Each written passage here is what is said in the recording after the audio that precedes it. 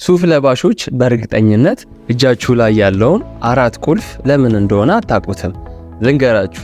በፊት ላይ ሚሊታሪ ኢንፍሉዌንስ ነበረው።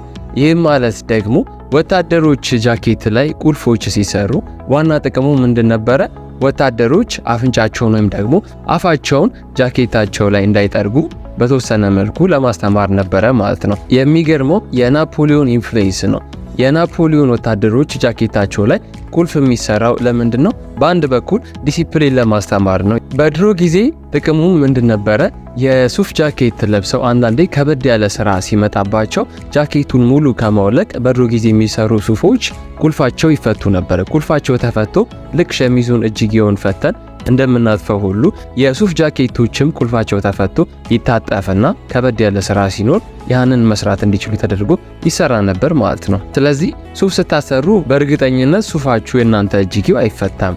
ጎበዝ ሰፊ ከሆነ ይህን ነገር ፋንክሽን እንዲያደርግ አድርጎ ይሰፋዋል ማለት ነው። ስለዚህ አሁን ላይ ደግሞ ዋና ዓላማው እዚህ ጋር 4 ቁልፍ የሚደረገው ለዲኮሬቲቭ ፐርፐዝ ነው ማለት ነው። ስለዚህ እናንተም ቀጣይ ሱፍ ስታሰፉ እነዚህ ቁልፎች እንደሚፈቱ እንዲሁም ደግሞ እንደ ሸሚዝ ተፈተው እንደሚታጠፉ አድርጋችሁ ከሰራችሁ ሃይ ኳሊቲ የሆነ ሱፍ ነው። ይመቻችሁ።